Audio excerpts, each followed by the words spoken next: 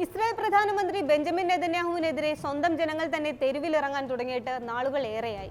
ഗസയിൽ ആക്രമണവുമായി മുന്നോട്ടു പോകുമ്പോൾ ലോകത്തിന് മുന്നിൽ മാത്രമല്ല സ്വന്തം രാജ്യത്തും മുഖം നഷ്ടപ്പെട്ട അവസ്ഥയാണ് നെതന്യാഹുവിന്. ഓരോ തവണ ജനങ്ങളെ അഭിസംബോധന ചെയ്യുമ്പോഴും നെതന്യാഹു ആവർത്തിച്ചു പറയുന്ന എങ്ങുമെത്താത്ത വാഗ്ദാനങ്ങൾ. ഹമാസിനെ ഇല്ലാതാക്കുമെന്നത് ഒന്ന്, ബന്ദികളെ തിരിച്ചെത്തിക്കുമെന്നത് മറ്റൊന്ന്. എന്നാൽ ഹമാസിനെ തകർക്കാനോ ബന്ദികളെ തിരിച്ചെത്തിക്കാനോ സാധിച്ചില്ലെന്ന് മാത്രമല്ല, ഗസയിൽ സാധാരണക്കാരെ കൊന്നൊടുക്കുന്നതിനെതിരെയും ഇസ്രയേലിൽ പ്രതിഷേധം ശക്തമാണ്. ബന്ദികളെ മോചിപ്പിക്കാൻ ഹമാസുമായി കരാറിലെത്തണമെന്നും ഉടൻ പാർലമെന്റ് തെരഞ്ഞെടുപ്പ് നടത്തണമെന്നും ആവശ്യപ്പെട്ട് ഇസ്രയേലിൽ കൂറ്റൻ പ്രകടനങ്ങളാണ് ഇപ്പോൾ നടക്കുന്നത്. തെലവീവിലും അൽ ഖുദ്സിലും ആയിരങ്ങൾ സർക്കാരിനെതിരെ ശനിയാഴ്ച രാത്രി തെരുവിലിറങ്ങി പ്രതിഷേധിച്ചു. നെതന്യാഹു രാജിവെക്കണമെന്നാണ് സമരക്കാരുടെ ആവശ്യം. ഗസയിൽ തുടരുന്ന ആക്രമണത്തിനിടയിലും ഇത്തരത്തിൽ എല്ലാ ശനിയാഴ്ചയും ഇസ്രയേലിൽ പ്രതിഷേധക്കാർ തെരുവുകൾ കീഴടക്കാറുണ്ട്. ആയിരക്കണക്കിന് പേർ തെലവീവിലും ഹൈഫയിലും നടന്ന പ്രകടനങ്ങളിൽ പങ്കെടുത്തു. നെതന്യാഹു രാജിവെച്ച് വീണ്ടും തെരഞ്ഞെടുപ്പ് നടത്തണമെന്ന് സമരക്കാർ ആവശ്യമുന്നയിച്ചു. ബന്ദികളെ മോചിപ്പിക്കാൻ ഹമാസ് നേതൃത്വവുമായി ചർച്ച വേണമെന്നും ഇവർ ആവശ്യപ്പെട്ടു. ഏകദേശം 3000 പേരാണ് ഹൈഫയിലെ ഹൊറോവ് തെരുവിൽ പ്രകടനം നടത്തിയത്. ഉടൻ തെരഞ്ഞെടുപ്പ് വേണമെന്നെഴുതിയ ബാനറുകളും ഏന്തിയാണ് സമരക്കാർ മാർച്ച് നടത്തിയത്. ബന്ദികളുടെ ബന്ധുക്കളും സുഹൃത്തുക്കളും അയലോൺ റോഡ് ഉപരോധിക്കുകയും തീയിടുകയും ചെയ്തു. പലയിടത്തും പോലീസുമായി ഏറ്റുമുട്ടലുണ്ടായി.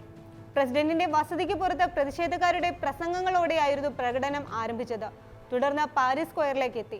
ബന്ദികളുടെ കുടുംബാംഗങ്ങൾ നെതന്യാഹുവിന്റെ ഔദ്യോഗിക വസതിക്ക് പുറത്തും പ്രതിഷേധിച്ചു. ബന്ദിമോചന ചർച്ചകൾ അവഗണിക്കുന്ന നെതന്യാഹുവിന്റെ നടപടിയെ സമരക്കാർ എതിർത്തു. ചർച്ചകൾ നടക്കുന്ന കെയ്റോയിലേക്ക് ഇസ്രയേലി പ്രതിനിധിയെ അയക്കേണ്ടതില്ലെന്ന തീരുമാനവും പ്രതിഷേധത്തിന് കാരണമായി. സർക്കാർ ഞങ്ങളോട് സംസാരിക്കുന്നു, അവർ ഞങ്ങളെ കണ്ടുമുട്ടുന്നു, ഞങ്ങൾ അവരുടെ പ്രഥമ പരിഗണനയാണെന്ന് അവർ വാഗ്ദാനം ചെയ്യുകയും ചെയ്യുന്നു. അതിനാലാണ് ഞങ്ങൾ ചോദിക്കുന്നത്, ബന്ദികൾ എവിടെയാണ്? എന്തുകൊണ്ടാണ് അവരിപ്പോൾ ഞങ്ങളുടെ കൂടെ ഇല്ലാത്തത്? ബന്ദിയാക്കപ്പെട്ടവരുടെയും കാണാതായ കുടുംബങ്ങളുടെയും കൂട്ടായ്മയിലെ അംഗമായ ടോം ബർക്കായ് ചോദിക്കുന്നു. മിസ്റ്റർ നെതന്യാഹു, പ്രധാനമന്ത്രി എന്ന നിലയിൽ നിങ്ങളെ ഞങ്ങൾക്കറിയാം. വർഷങ്ങളായി നിങ്ങൾ എൻ്റെ പ്രധാനമന്ത്രിയാണ്. നിങ്ങൾക്ക് എന്തെങ്കിലും ആവശ്യമുള്ളപ്പോൾ അതെങ്ങനെ യാഥാർത്ഥ്യമാക്കണമെന്ന് നിങ്ങൾക്കറിയാം. എന്നാൽ ഇപ്പോൾ നിങ്ങൾ എവിടെയാണ്? ടോം ബർക്കായ് ആവർത്തിക്കുന്നു. ഒരു പ്രതിനിധിയെ കെയ്റോയിലേക്ക് അയക്കാതിരിക്കാൻ പ്രധാനമന്ത്രിക്കും യുദ്ധമന്ത്രിക്കും എന്ത് അവകാശമുണ്ട്? ബന്ദികളാക്കിയ 134 പേരിൽ പ്രധാനമന്ത്രിയുടെ മകനോ മുതിർന്ന മന്ത്രിയുടെ മകളോ ഇല്ല എന്നതാണ് പ്രശ്നം. ഇസ്രായേൽ ജനത മാത്രമാണ് ബന്ദികളായിരിക്കുന്നത്. ഹമാസ് ബന്ദിയാക്കിയ സൈനികൻ ഇറ്റായ് ചെന്നിന്റെ പിതാവ് റൂബി ചെൻ പറയുന്നത് ഇങ്ങനെയാണ്: തൊഴിലാളി സംഘടനകളെ അണിനിരത്തി ബന്ദിമോചനത്തിനായി അനിശ്ചിതകാല പണിമുടക്ക് സമരം പ്രഖ്യാപിക്കുമെന്നും ബന്ദികളുടെ ബന്ധുക്കൾ മുന്നറിയിപ്പ് നൽകിയിട്ടുണ്ട്. ബന്ദികളെ മോചിപ്പിക്കാൻ നെതന്യാഹുവിന്റെ ഭരണകൂടത്തിന്മേൽ സമ്മർദ്ദം വർദ്ധിക്കുകയാണ്, പ്രത്യേകിച്ചും ഗസയിൽ ഇസ്രായേൽ വ്യോമാക്രമണത്തിൽ പല ബന്ദികളും കൊല്ലപ്പെട്ടതിന്റെ പശ്ചാത്തലത്തിൽ. ഗസയിലെ തങ്ങളുടെ ബന്ധുക്കൾക്ക് എന്ത് സംഭവിക്കുമെന്നും ഹമാസുമായുള്ള ചർച്ചകളുടെ ഭാവിയെക്കുറിച്ചും അറിയാൻ വെള്ളിയാഴ്ച ബന്ധുക്കളുടെ കുടുംബങ്ങൾ നെതന്യാഹുവുമായും യുദ്ധ ക്യാബിനറ്റുമായും അടിയന്തര ചർച്ച ആവശ്യപ്പെട്ടിരുന്നു. എന്നാൽ ഇതെല്ലാം അവഗണിക്കുകയാണ് സർക്കാർ. സമ്പൂർണ്ണ വിജയമാണ് തങ്ങളുടെ ലക്ഷ്യമെന്നാണ് നെതന്യാഹു പറയുന്നത്.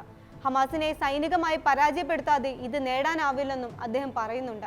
ഇതിന്റെ ഭാഗമായി ഗസയുടെ തെക്കേ അറ്റത്തുള്ള റഫയിലേക്കും ആക്രമണം വ്യാപിപ്പിച്ചിരിക്കുകയാണ് ഇസ്രയേൽ.